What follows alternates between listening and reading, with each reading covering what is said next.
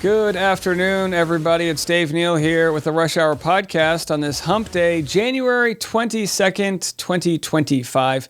Here are all the stories we have for your Rush Hour ride home. A big breakup in Love is Blind after a couple doubles down. Audiences rejoice. I'll share what that's all about.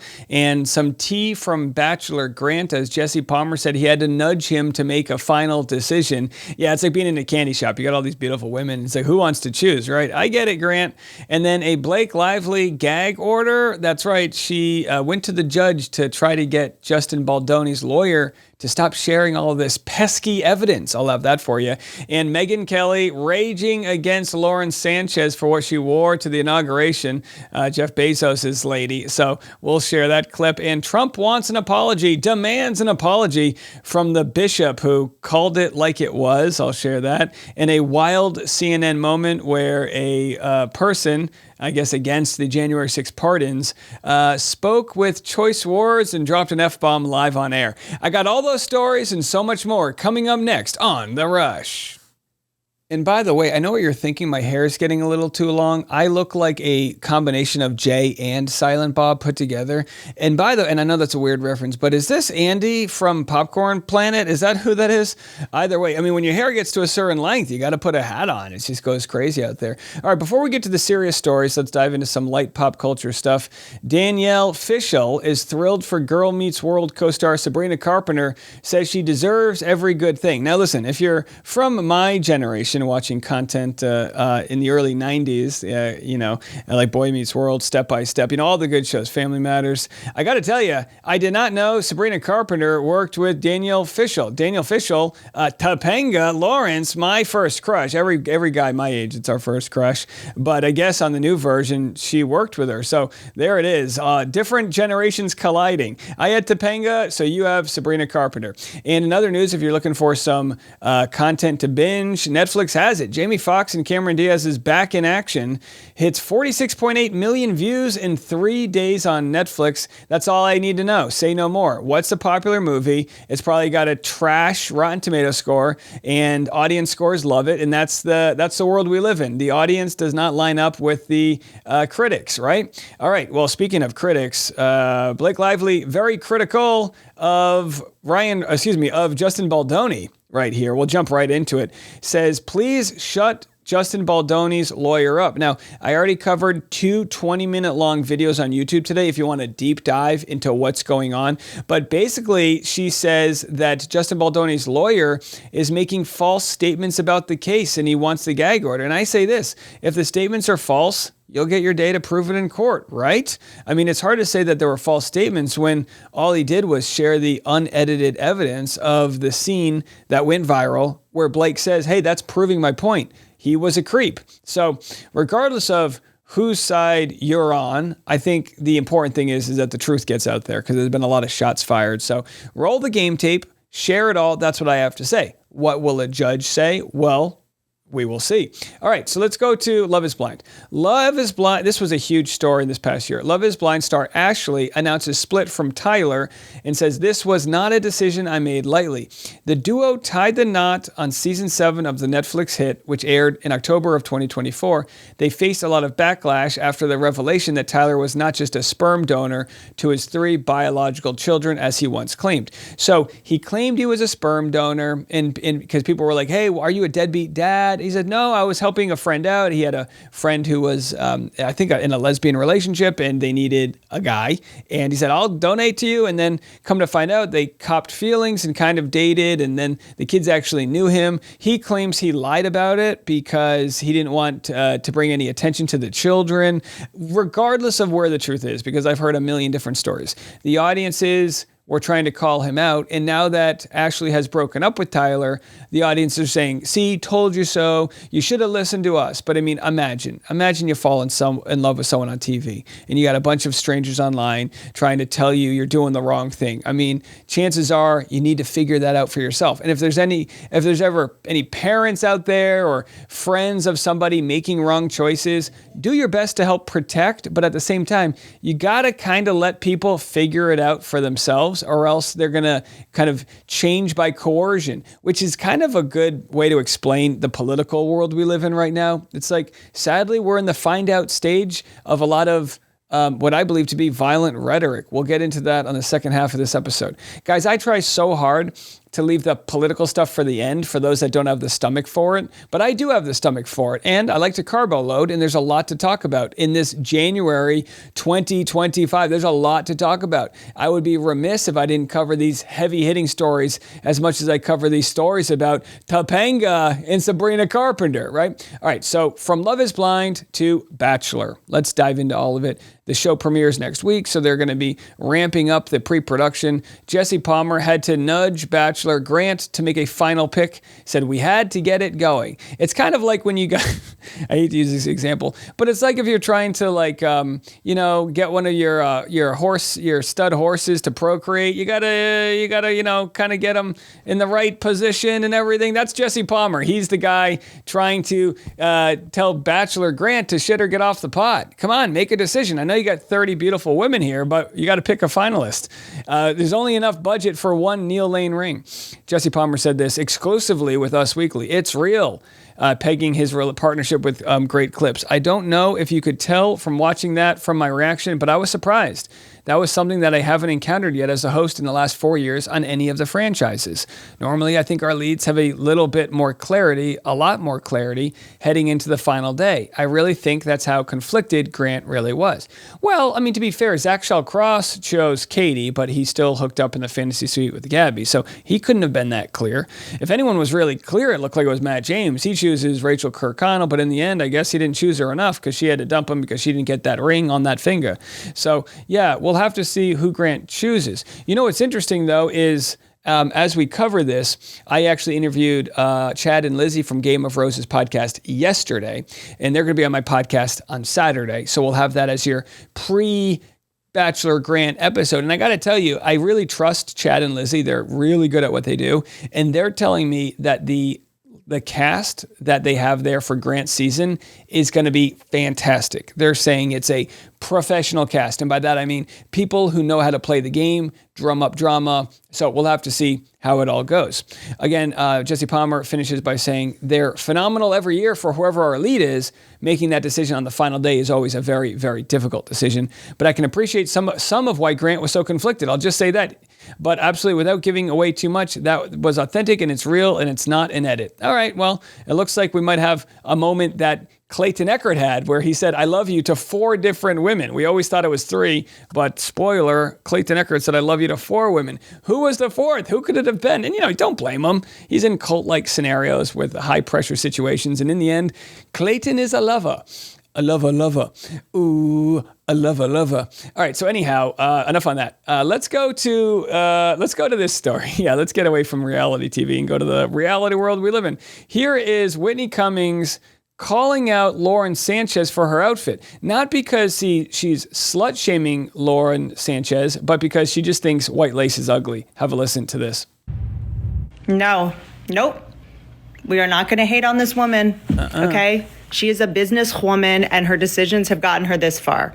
All right? I respect this woman's judgment. All right? We all wish we had it. Let's be honest. But I don't blame her. I blame white lace. White lace always looks cheap. This is probably $1,000, like Dolce & Gabbana. But we've all done it. We've all bought like a cute white lace bra, and like you take your shirt off, and the guy's like, oh God, it gets sad.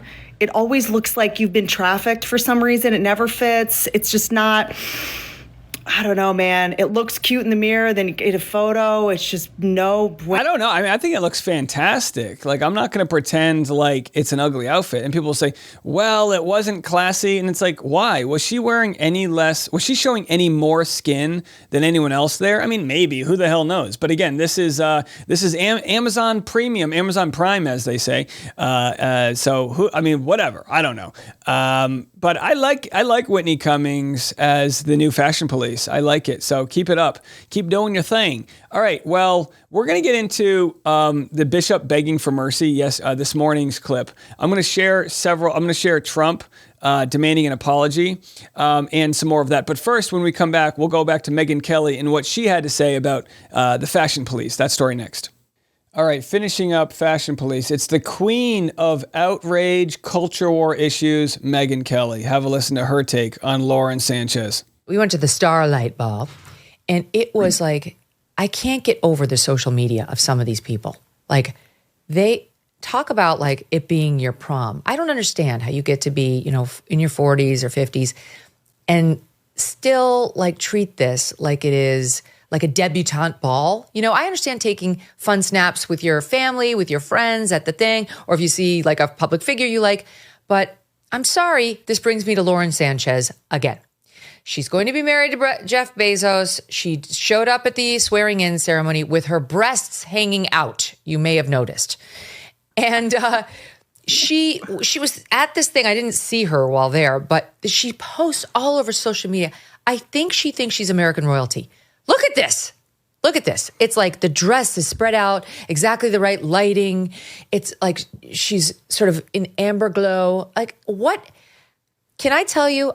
Look at this. I don't hate Megyn Kelly's take here that it's funny that Lauren Sanchez has lead character energy, but it's like, yeah, she found herself with the second richest man in the world. You know what I mean? This is what it buys you.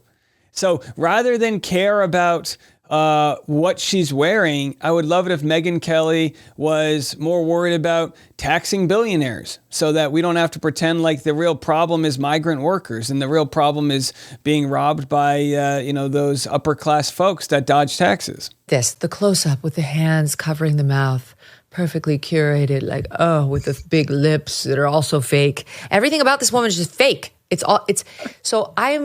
I don't know. You lose me there, Megyn Kelly, calling other people fake. That's where you lose me, because you have fake outrage at the very least. All right, so let's cover this. We discussed this morning. I watched this clip. You watched it with me this morning of a bishop giving their sermon or whatever the hell you want to call it at the Episcopal Church here in Washington, D.C. And the bishop was begging Trump for mercy. The bishop basically said, give mercy on the people that, are illegal immigrants, the people that are living in our country. And then the bishop listed some of those people. It's your cleaning lady. It's the person who is, picking fruit in the farms. And I've had a lot of people, including friends of mine, shout out Megan Fox, I love you, but I'm so bummed out by the response from people calling this bishop racist. Calling it racist that she's saying that migrants do these jobs that no one else wants to do. She's very specifically talking to Trump, a landlord.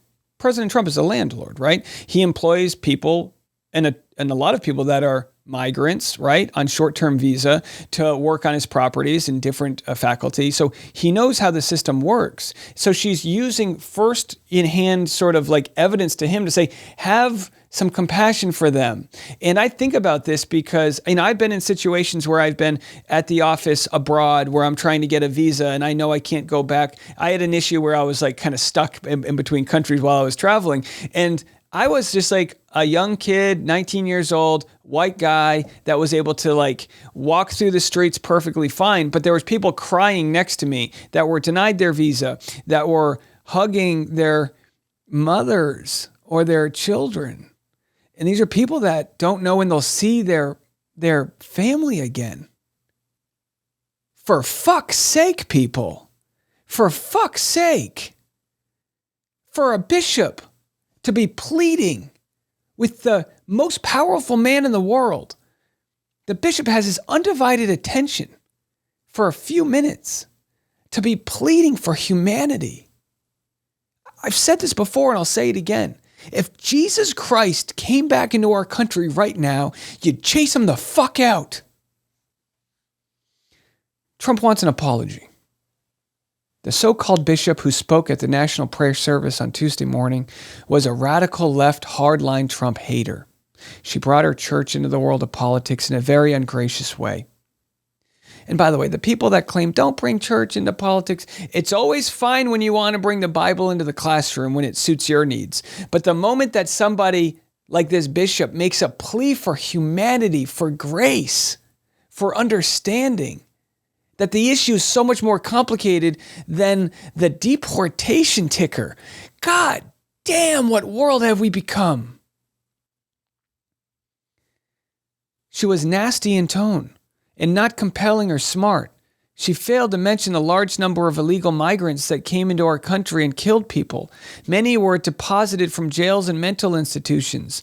It is a giant crime wave that is taking place in the USA. Apart from her inappropriate statements, the service was a very boring and uninspiring one. She's not very good at her job. She and her church owe the public an apology. I really mourn for what we've become. I really do. Fear, fear, fear, fear, fear. We have the FBI.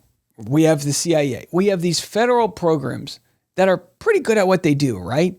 Can't we weed out the violent immigrants from the people that are here, the majority that are here, who just want to do good? Can't we weed them out? Jeremiah Warren posted this: 75% of immigrant farm workers didn't show up yesterday in Bakersfield because of fears of ICE raids under the new presidency. America's rural and agricultural regions will be the hardest hit from Trump's immigration policies. Food prices are going to skyrocket. I saw this firsthand in my home state in Aquidneck Island in Rhode Island. I saw this years ago when they were trying to round up illegals. There was a bunch of Guatemalans that were working in the kitchens, doing summertime jobs that they couldn't find anyone else to do. They were working the nurseries, the farms, picking the plants that were being sold in the local, and it's just like, sure. Weed out the violence. Absolutely. I think we can all agree to that. But how disingenuous. Here's Brian Tyler Cohen. I shared a first clip of his video yesterday. He's going to play for you that same bishop who made a plea for Trump years ago after Trump made a mockery of the church. A lot of people don't like it when I criticize the church, but what I criticize more than anything is those that grift, both within the church and without the church. Trump's not a church guy. I'm sorry. He's not a church guy. So for him to show up when it's convenient and literally tear gas his way to the front of the church for a statement during the riots, call it out and appreciate a bishop calling it out, because you know who would be calling this out? Jesus Christ would be calling this out. In fact, Bishop Buddy has been consistent in speaking out against Trump's wholly anti-Christian crusade. Here she is during Trump's first term when Trump used the Bible as a prop while having our own military attack peaceful protesters. Let me be clear. The president just used a Bible, the most sacred text of the Judeo-Christian tradition, and one of the churches of my diocese, without permission, as a backdrop for a message antithetical to the teachings of Jesus and everything that our churches stand for. And to do so, as you just said, he sanctioned the use of tear gas by police officers in riot gear to clear the church guard. I am outraged. The president did not pray when he came to St. John's, nor, as you just articulated, did he acknowledge the agony of our country right now, and in particular that of the people of color in our nation, who wonder if anyone in public power will ever acknowledge their sacred worth, and who are rightfully demanding an end to 400 years of systemic racism and white supremacy in our country. And I just want the world to know that we in the Diocese of Washington, following Jesus and his way of love, we distance ourselves from the incendiary language of this president. We follow someone who lived a life of nonviolence and sacrificial love. We align ourselves with those seeking justice for the death of George Floyd and countless others through the sacred act of peaceful protest. And I'll be called a person with Trump derangement syndrome. That's what I'll be called, because it's easier to say someone has Trump derangement syndrome than to call out exactly, the pain people feel. They'd rather say that this bishop's racist for using her platform to make one final plea before a lot of these ICE raids begin. And I say this to my friends out there living in fear, thinking that deporting a bunch of people that are just here to try to find the American dream. I say this, just shed the fear. That's not your enemy. And that's not where the bandwidth needs to go. Do we have an immigration issue that needs to be worked out? Absolutely. Absolutely. But the rhetoric that's out there are so many beautiful families right now. Dealing with just this, like preparing for dinner, not knowing if the illegal in their family who sits across from them will be there tomorrow. It's absolutely maddening that this is what we've become. I got a couple other stories about the January 6th pardons, and we'll get to those next. Yeah, it's a tough needle to thread trying to cover some of these silly topics along with some of these, more serious ones. Someone might be like, I just came for the Love is Blind stuff. Listen, it's a cornucopia of content. We try to jam it all into one, and I can't be for everybody, but I hope you respect. I'm just going to try to give you guys my honest opinion here for all of those new audience that are finding us. That's the least I can hope for. I wouldn't pander to you and lie to you. I'll tell you exactly how I feel. So speaking of not pandering, let's get into the pardons of the January 6th. It was a wild day, one of the darkest days in our country's history, as several people lost their life, and I think 1,500 or so people were pardoned. I've always said this: if you were part of that mob and you didn't and were not convicted of any sort of violence in any way, I say, yeah, you shouldn't. You serve a month in jail or something, but it shouldn't be, or maybe even less, to be quite honest, if you were just caught up in the moment. But if you're anyone who laid a hand on anybody, that's violence against our own country. Here's an interesting moment where we have Michael Fanone, former DC Metro police officer. He was one who was attacked on that day, and he comments on the January 6th pardons on CNN. Have a listen to this wild moment. But obviously, this is personal to you, Michael. This is very personal to you. Any regrets? No, I don't. Because we did the right thing. We were there to protect Trump supporters from Antifa. We were there to protect and secure 2 permitted events on Capitol ground. And by the way, for those listening to the audio only, this is the Freed Oath Keepers founder. Oath Keepers again, like a militia group, and says he has no regret over January 6th. Where members of Congress were going to speak. The guys that went inside did not commit any crimes. In fact, they helped people. They helped the police. The guys that went inside did not commit any crimes. You just have to be on the same page of reality and admit that, yeah, people died. There was violence, Yeah, sure, some people walked around like idiots, but there was people with zip ties asking where Nancy Pelosi was, and all of, Mike Pence is hiding. Like, what the hell, folks? We can't rewrite history, right? Help the people out. He says he has no regrets. What do you say, Michael? Yeah, this is what I would say to Stuart Rhodes. Go fuck yourself. Okay. You're a liar. We didn't obviously get to beep that word out, but obviously this is personal to you, Michael. This is very personal to you. Any regrets? So he says this is very personal to you. So, yeah, and this isn't just some random guy who's like a lib or a Trump derangement. This is a guy who puts the gun in the holster and shows up to work not knowing if he's going to make it home to see his family. And we're supposed to have this protect the police thing, the thin blue line. Where do those people go when it's, the other side, right? Where do they go? Here he was, again, Officer Fanone, talking about the scene he witnessed on January 6th.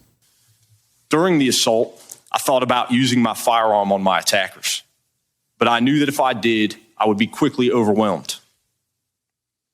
And that, in their minds, would provide them with the justification for killing me.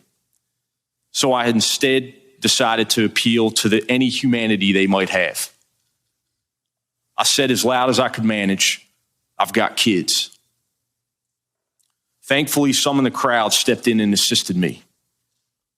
Those few individuals protected me from a crowd and inched me toward the Capitol until my fellow officers could rescue me. I was carried back inside. What happened afterwards is much less vivid. So he talks about being beaten unconscious, and look, it was a tragedy. And a lot of people said, oh my gosh, Trump's career's over after that. And then, for whatever reason, within a few short years, he's reelected. And that's by the popular vote. And unlike some, I can admit when it's the popular vote. I can admit when he wins the Electoral College and understand what's going on. Some people just live in denial. Here's a Klepper from The Daily Show speaking to January 6 apologists. 2.1 million people there. They didn't all storm the Capitol. None of them were armed. Well, some were armed. Who? This guy with a gun outside the Capitol. Should he be pardoned? Did he shoot the gun? Is that a real gun or is that a fake gun? He shot the gun up in the air. Yes. Yes. He should be pardoned. Yes. Because... Yeah, I think he should be pardoned. Why? Because I don't think he should be, I don't think he was... I think he should be pardoned. Yeah, absolutely. What about this guy spraying a bear spray at the police officer? Self-defense. That's so pardon? Yeah. That's a tough one. Oh. A guy sprays bear spray at a police officer, and it's called self-defense. Listen, you can't negotiate with some people out here, but I like to speak to the side of humanity. That's why we share all this. And again, you can label me whatever you want, but I think if you want to follow Jesus' teachings, if you want to follow Martin Luther King Jr.'s teachings, it's for compassion. It's for unity. It's for not being, divided by fear, right? These are common things. So everyone out there, my general rules: don't argue with strangers online. Try to lead with love. The energy of love is greater than fear. And whenever you're being sold fear, reject it, or look deeper at least into why you're being sold on fear, because it's an easy emotion to manipulate people with. All right. Pretty wild one. We'll be back in the morning. I'm Dave Neal. This is The Rush.